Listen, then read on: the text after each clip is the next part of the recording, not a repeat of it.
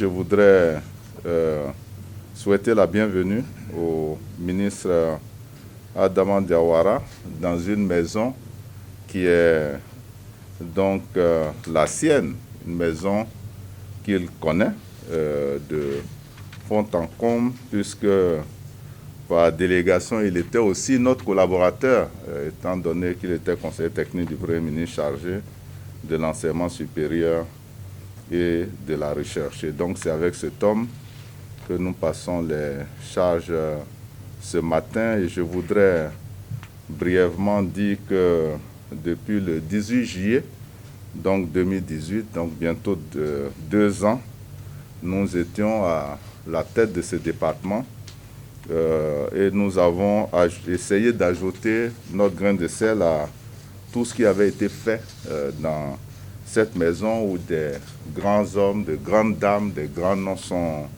sont passés. En termes de résultats, je pourrais mentionner entre autres, pour ce qui concerne la recherche et l'innovation, des activités qui nous ont permis aujourd'hui de rendre fonctionnel donc le FONSTI, mais aussi plusieurs activités importantes, notamment rendre opérationnel le centre de calcul. Je ne m'étalerai pas sur l'IPCI, l'Institut Pasteur de Côte d'Ivoire, qui est aujourd'hui donc la structure la plus en vue de notre département. Je voudrais également noter que les centres d'excellence africains fonctionnent bien et la semaine dernière, le gouvernement a procédé donc à la signature de nouvelles subventions, de nouveaux appuis qui viennent de nos partenaires.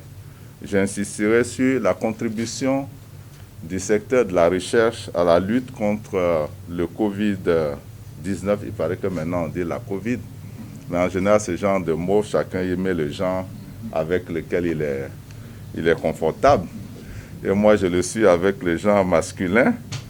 Donc, les chercheurs ont apporté donc leur contribution et tout ce dossier est sur la table du comité scientifique pour examen, notamment les gels et les solutions hydroalcooliques, mais également des médicaments préventifs et curatifs, et enfin le respirateur dont le prototype est prêt à être sorti donc des laboratoires de l'INP HB. Je ne m'étalerai pas davantage parce que je sais que Madame le secrétaire général, Monsieur le ministre, a une contrainte avec une réunion du Conseil national de sécurité dans moins d'une demi-heure. Je voudrais, au titre de l'enseignement supérieur, dire que nous avons organisé la concertation nationale sur l'enseignement supérieur et la recherche scientifique, qui a été un grand moment. L'ouverture en a été faite par le Premier ministre, un grand moment d'échange de tous les acteurs avec l'ensemble de nos partenaires.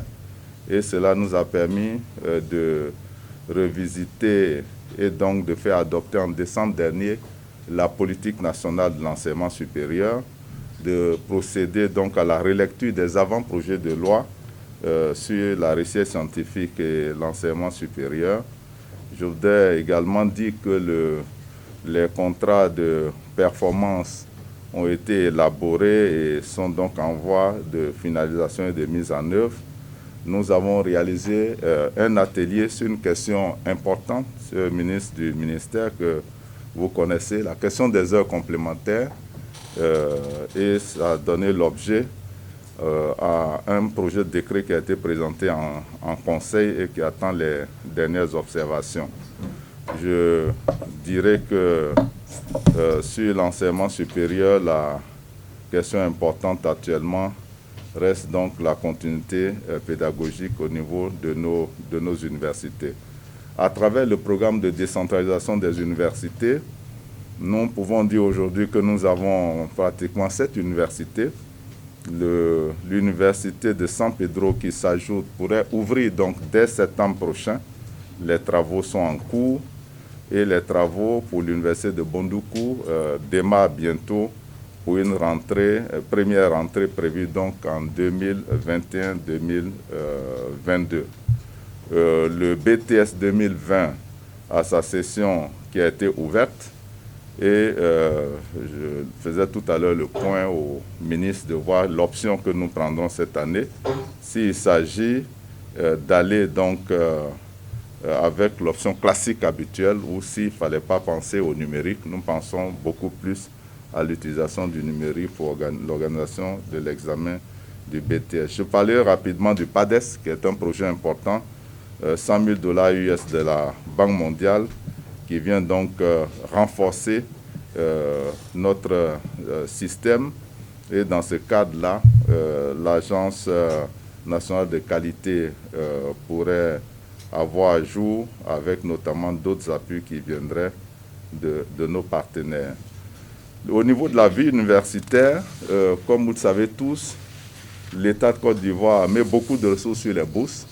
Nous avons, Monsieur le ministre, augmenté le nombre des boursiers, surtout des bourses Côte d'Ivoire, sur les 2 ans, une augmentation substantielle du nombre. Nous n'avons pas pu augmenter le montant parce qu'il fait les deux à la fois à un poids budgétaire insupportable par l'État. Nous continuons de renforcer les bourses à l'étranger et les paiements pour l'année en cours ont démarré. Presque tous les étudiants qui sont à l'étranger sont rentrés en possession donc de leur bourse. Il reste encore quelques pays où nous devons vérifier ce rythme donc de l'approvisionnement en trésorerie. Sur le logement des étudiants, nous avons pour l'ensemble du pays un peu moins de 12 000 lits. Sur les 12 000, il y a moins de la moitié opérationnelle. Et des efforts sont en cours pour réhabiliter les cités, notamment de Port-Boué, d'Abobo, de Williamsville, et des projets importants sont prévus. Des instructions du Premier ministre ont permis d'avoir une dotation qui va permettre de construire 2 nouveaux restaurants à Nangu à Brogoua et à l'université Félix Houphouët-Boigny pour les étudiants et les enseignants. Au terme de ce bilan, je voudrais, Monsieur le ministre, Madame la SGG, indiquer que nous avons quelques perspectives et je voudrais surtout insister sur un point, compte tenu du temps, le ministre pourra prendre connaissance de ma note et surtout des dossiers que je lui ai remis. Je voudrais insister sur donc la nécessité d'avoir une suite aux projets de recherche sur le Covid qui ont été déposés pour que nos chercheurs puissent vraiment concrétiser leur contribution à la lutte contre la pandémie. Nous avons des solutions qui sont prêtes. Le département de biosciences de l'université Félix Houphouët-Boigny a trouvé des médicaments préventifs et curatifs et il est bon que nous passions à la phase d'essai clinique, surtout que tous les tests toxicologiques ont déjà été franchis. Je voudrais également sur les perspectives insister donc sur la reprise des enseignements au niveau des universités et grandes écoles publiques, mais aussi au niveau des établissements privés qui apportent beaucoup, parce que ces établissements privés absorbent plus de 60% des effectifs des bacheliers que nous orientons chaque année.